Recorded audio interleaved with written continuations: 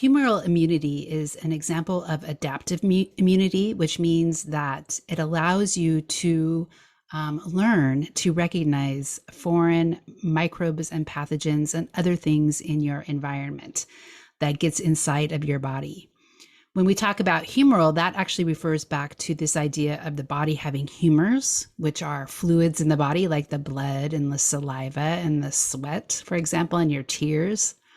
The reason why it's called humoral immunity is because it entails the secretion of antibodies into the blood.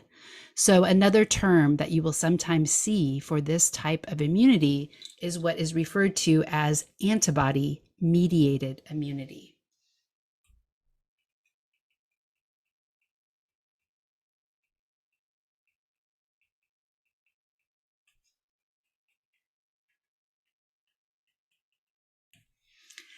So this is as opposed to cell mediated immunity.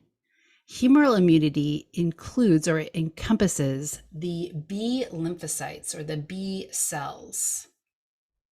So these B cells are called the B cells because they are produced by the red bone marrow, and they also mature in the red bone marrow before they go out into circulation. So these are produced and mature in the red bone marrow, hence the B. We're going to talk about T lymphocytes or T cells, which are produced by the red bone marrow, but mature in your thymus gland.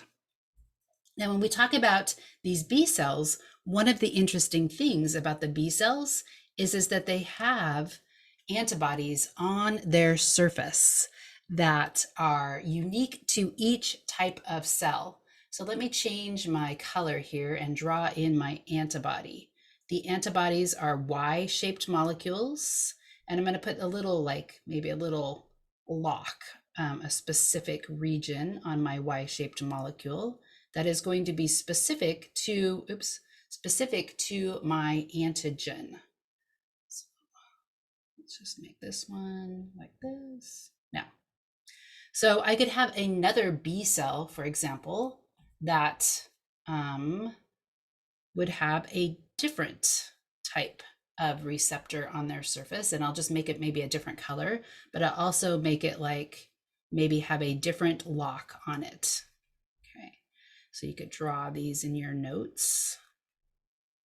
So one of the things that you will note, I'll just put 3 on here, is that these B cells have only one type of antibody receptor. So there's not this cell doesn't have a green and a blue one. It only has a blue antibody with that specific variable region at its tip of the Y. So that is really important. And you could ask, well, these antibody receptors are produced by our genome, so the DNA in our cells. So there's a lot of questions as to how the body can produce so many different types of B cells. And it seems to be able to produce B cells in such abundance that in general, one of them will be able to recognize anything, the new thing in our environment. So like a new pathogen arises, our B cells somehow are able to generate antibodies specific to that microbe and that pathogen, which is a genetic kind of puzzle as to how they do this. So it's kind of a very interesting question from a genetics point of view. So if you look at the textbook image or a textbook image, you can see that this is my B cell. They are binding to specific regions on the antigen, which are called antigenic regions. Remember that antigen actually stands for antibody generating molecule. So this is my antigen. And this activation is eventually going to lead to what is called clonal selection. So I can show you clonal selection in this diagram, which shows that here we have a foreign something that we need to be able to recognize. This is my antigen. And if you look at it, you'll notice that it specifically is able to be recognized by only this type of B cell. these two B cells are different. And that B cell is then selected and it undergoes clonal expansion, which means that it undergoes a mitosis and it produces more cells.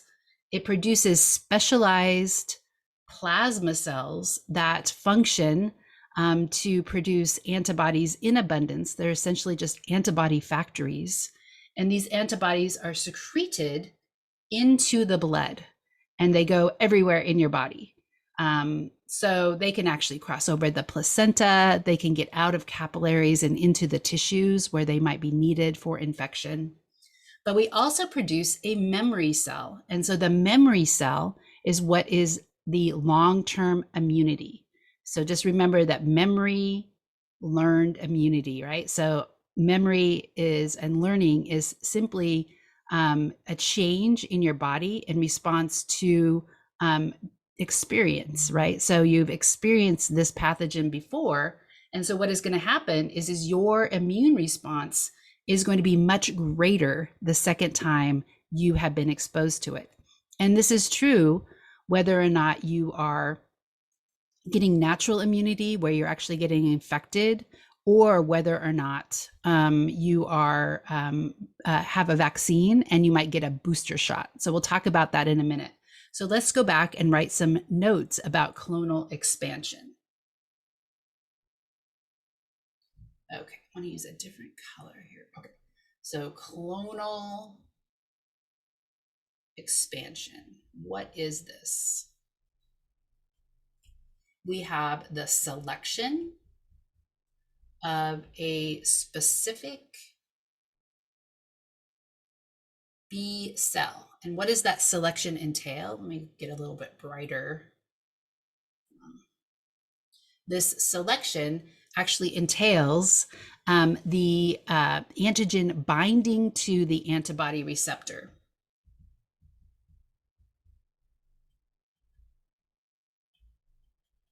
Like a lock into the key of the antibody receptor. So now we have B cell selection.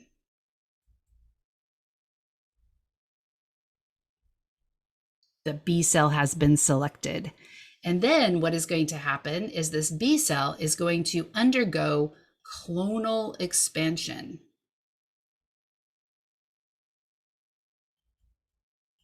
So what that means is going to undergo mitosis, because if you think about a clone, right, you think, oh, that's asexual reproduction.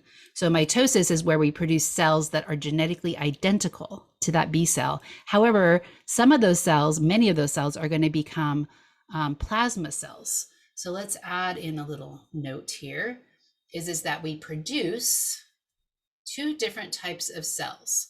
We produce plasma cells. I'm talking faster than I'm actually writing here. And then these are antibody factories.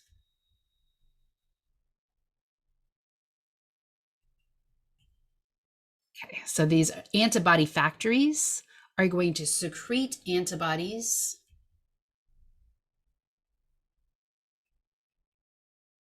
into the blood, where they can go throughout the body and find perhaps hidden microbes or hidden pathogens in your body. They also produce memory B cells. These are long-lived cells. The plasma cells are relatively short-lived. So I could write that as a caveat here. So the plasma cells are short-lived. They don't survive very long. However, these memory B cells stay present and they can be activated again if the antigen becomes present or if you get re-exposed.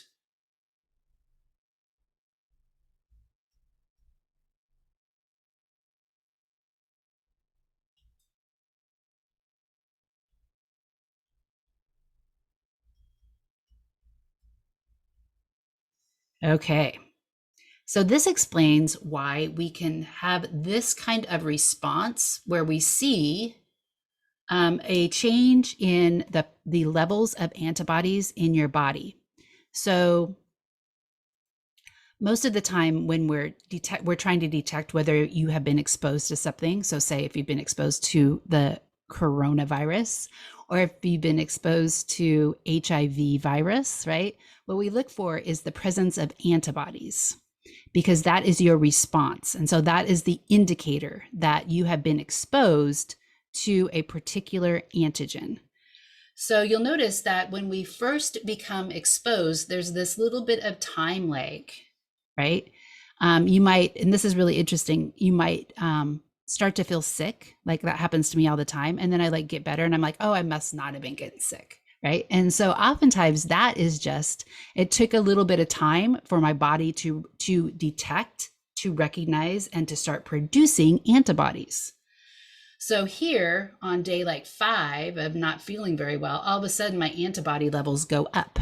Right. And so then I'm like, oh, I'm not going to get sick. I have a strong immune system. Like I'm not stressed out. Right.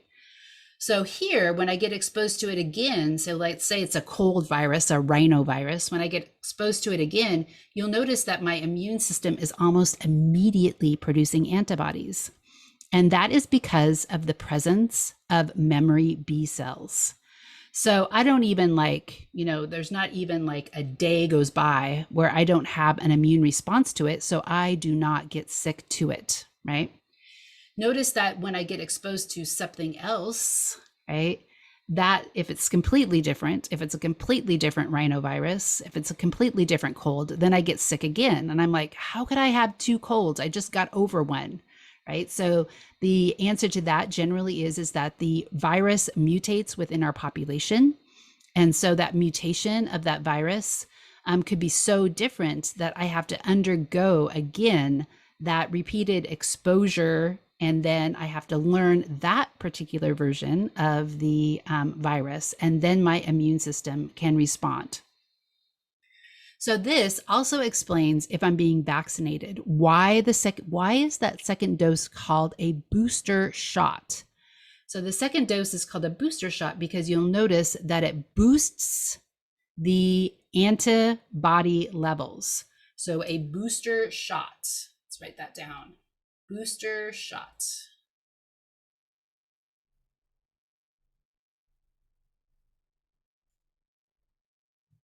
It's the second exposure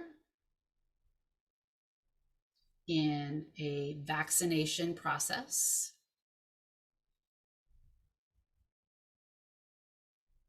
This increases antibody levels, so it boosts antibodies, and it also increases the number of memory B cells in your body. Because your body's like, oh, this is something I'm going to be exposed to on a regular basis. So I am going to need to be able to respond to it. So it increases the number of memory B cells. So it boosts both of those things actually, which is very fortunate because it allows our bodies to learn what we have in our environment and be able to respond to it quickly without having to actually get sick again.